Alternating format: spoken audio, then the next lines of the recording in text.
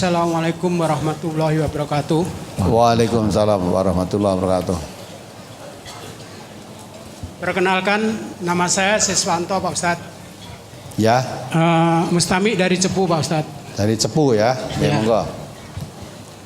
Yang saya ingin tanyakan, apakah takwa yang dimaksud di dalam ayat 3 surat 3 ayat nomor 133 dan 134 itu merupakan kesimpulan atau implementasi daripada surat nomor 16 ayat 2, surat 2 ayat 21, surat 2 ayat 183, surat 7 156 dan ayat 2 197. Itu pertanyaan yang pertama. Yang kedua Pak Ustadz, ini pertanyaan pribadi. Saya bisa mengobati orang digigit ular Pak Ustadz. Tapi yang saya perhatikan itu mantranya agak menuju ke syirik Pak Ustadz.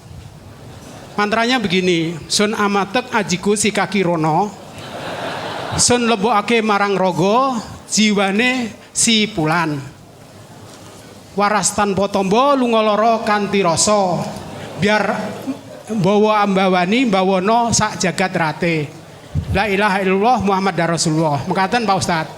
Lah niki napa niki syirik napa mboten? Nah, terus bagaimana kalau orang digigit ular di depan saya, apakah saya harus tolong atau tidak? Karena menyangkut nyawa seseorang Pak Ustadz. Mekaten biasa dibacakan itu terus sembuh. Tidak Pak Ustadz, ada tindakannya Pak Ustadz. Tindakannya apa? Tindakannya disedot pakai air hangat yang dikasih daun jarak dan garam sedikit Pak Ustadz. Ya. Demikian pertanyaan saya Pak Ustadz. Terima kasih. Assalamualaikum warahmatullahi wabarakatuh. Assalamualaikum warahmatullahi wabarakatuh. Coba dibaca itu surat Ali Imran 133, 134. Surat Al Imran nomor surat 3 ya 133 dan 134. Wasari'u ila maghfiratim mir rabbikum wa jannatin 'arduhas samawati wal ardu u'iddat lil muttaqin alladzina yunfikuna fis sarra'i wad dharra'i wal kadhiminal ghaidha wal 'afina 'anil nas wallahu yuhibbul muhsinin. Dan bersegeralah kamu kepada ampunan dari Tuhanmu dan kepada surga yang luasnya seluas langit dan bumi yang disediakan untuk orang-orang yang bertakwa, yaitu orang-orang yang menafkahkan hartanya baik di waktu lapang maupun sempit, dan orang-orang yang menahan amarahnya dan memaafkan kesalahan orang. Allah menyukai orang-orang yang berbuat kebajikan. Di ayat itu bukan merupakan kesimpulan yang lain-lain tadi. Itu ayat itu menjelaskan di antara ciri-ciri orang yang bertakwa itu seperti itu. Ya. Kalau dia melakukan apa itu? Salah, segera bertobat. Kalau dia diberi rezeki oleh Allah, menginfakkan baik dia dalam keadaan lapang maupun dalam keadaan sempit. Jadi infak ya, alladzina yunfiquna fis syarra'i wad dharra. Jadi ora kok geleme infak nek dunyane turah. Manusia itu turahe kapan? Di bondo selama manusia hidup itu tidak pernah merasa turah, enengnya kurang saja. Cukupnya kata Nabi, cukupnya anak Adam atau manusia itu tentang harta kalau sudah masuk ke dalam kubur mati baru cukup. Maka orang yang bertakwa tidak kok mau infak kalau turah misalnya butuh apa-apa ini turah tak gue enggak. Walaupun ada keperluan-keperluan yang lain, infak fi sabilillah itu jangan kamu lupakan, karena tujuan hidup itu untuk mencari bahagia di akhirat. Wabtaghi fi ma atakallah darul akhirah. Maka saya diberi rezeki oleh Allah, tidak saya habiskan untuk kepentingan dunia ini saja. Saya sisihkan untuk mencari kebahagiaan hidup di akhirat.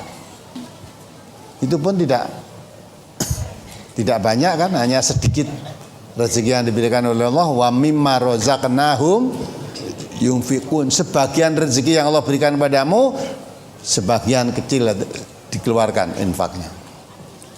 Gitu kan? Kemudian ciri yang kedua wal kadhiminal ghaidha. Orang yang bertakwa itu tidak mudah marah. Bukan pemarah. Ya.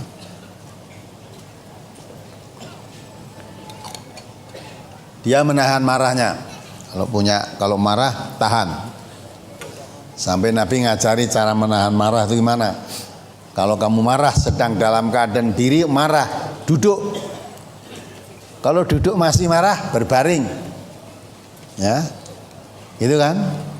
Orang yang bertakwa. Nek orang tidak bertakwa tadi berbaring turun lah kok krungu suara nesu, malah tangi. Orang mau duduk berdiri. Nah, padahal kalau kamu marah berdiri, suruh duduk. Duduk masih marah, berbaring. Nek karo turan kowe marah arep berbuat apa? Nah, itu pengendalian, jangan sampai marah berbuat sesuatu yang di luar batas. Di samping itu wal kadhiminal ghaidha wal afina aninas, memaaf kesalahan orang lain, pemaaf. Dia orang yang bertakwa itu punya jiwa pemaaf, tidak pendendam.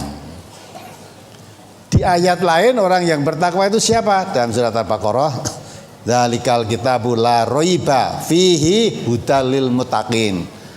Al-Qur'an itu petunjuk bagi orang-orang yang bertakwa. Siapa mereka itu?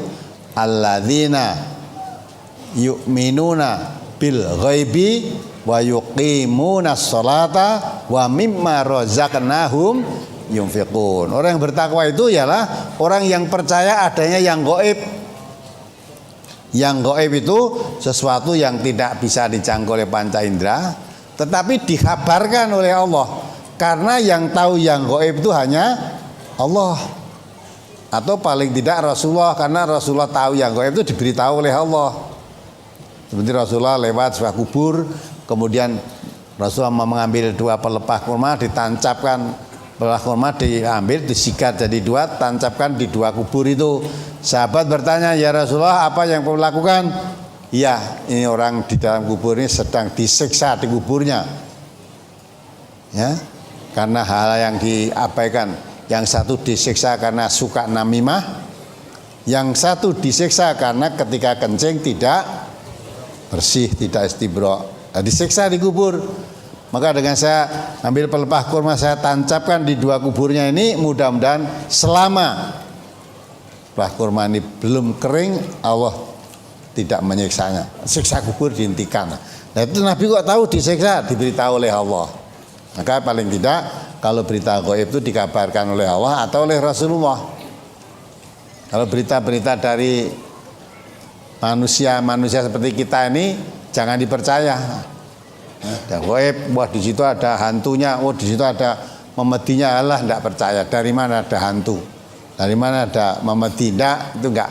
Kalau gaib itu yang tahu hanya Allah dan Rasulnya. Kalau Rasul tahu itu pun diberitahu oleh Allah. Ya, alladzina yunfikuna fis-sarra'i wad-dharra, kalau ini diterangkan alladzina yu'minuna bil ghaib wa yuqimunas shalah, dan mendirikan salat. Wa mimma razaqnahum yunfiqun. Dari rezeki yang diberikan oleh Allah, sebagian dari rezeki pemberian Allah itu dikeluarkan, diinfakkan. Tuh, jadinya.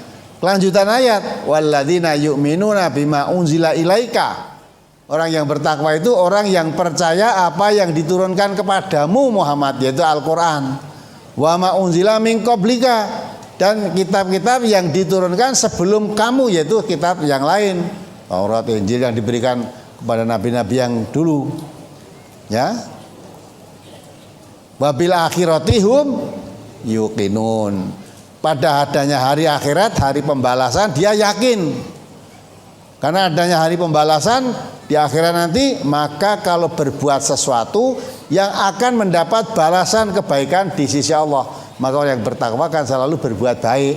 Sebab nanti perbuatan itu akan mendapat balasan dari Allah. Nah, orang yang semacam itu kata Allah, ulaika ala hudam mir rabbihim wa ulaika humul muflihun. Nah, orang yang bertakwa semacam itulah orang yang perjalanan hidupnya selalu ala hudam mir rabbihim, di atas petunjuk Tuhan mereka. Lah orang yang perjalanannya selalu di atas petunjuk Tuhan Allah, wa ulaika humul muflihun, mereka itulah orang yang beruntung. Maka itu ciri-ciri ketakwaan. Saya tadi juga melakukan takwa, cirinya antara lain disebutkan pemaaf, tidak mudah marah, kalau mendapatkan rezeki ya diinfakkan bagian. Gitu ya. Masih banyak lagi Bapak tentang ciri-ciri orang bertakwa, di lain ayat masih banyak lagi yang menyebutkan itu. Orang yang bertakwa kata Allah juga menjadikan Al-Quran itu sebagai pegang hidupnya, mengikuti Al-Quran. Wa nahada sirati mustaqiman fattabi'uhu wa la tattabi'u subula fatafaraqu bikum an sabili dzalikum wasaqum bihi la'allakum tattaqun. Itu orang bertakwa. Maka orang yang bertakwa itu perjalanannya mengikuti Al-Quran. Ikutilah Quran ini. Ini jalanku yang lurus. Ya, jangan mengikuti jalan selain Al-Quran. Jalan selain Al-Quran itu akan mencerai-beraikan kamu dari jalan yang lurus. Yang demikian itu diwasiatkan oleh Allah supaya kamu menjadi orang yang bertakwa. Maka orang yang bertakwa itu perjalanan hidupnya selalu mengikuti petunjuk Al-Quran. Ya, termasuk ngobati sakit tadi. Orang kok njauh tulung karo sing bau reksa ini. Apa kon penyakitnya suruh masuk ke rogonya keluar dari itu mesti ajarannya dukun Bapak itu tadi, ajarannya dukun ya. Saya yakin yang marai sembuh bukan jopo montrone kuwi mau, yang marai sembuh karena disedot tadi. Jadi kalau nyakit itu kalau apa digigit ular bisanya itu kan wisone lah mlebu. Nah kalau disedot bisa dikeluarkan sembuh. Maka menurut ya kesehatan kalau digigit ular misalnya di sini diikat di sini supaya perjalanannya bisa itu tidak cepat, taleni sing kenceng. Nah, terus dibawa ke rumah sakit. Nanti akan disedot juga oleh di rumah sakit, mungkin disedot dengan alat atau diobati biar upase atau racunnya tadi tidak masuk ke dalam paru-paru, jantung dan sebagainya. Nah, talent itu biar terhambat. Maka kalau Bapak itu tadi bukan jopo montrone iki, coba nanti kalau ada orang yang sakit rasa mocok terus langsung tandangi, disedot kayak tadi, ya sembuh nanti.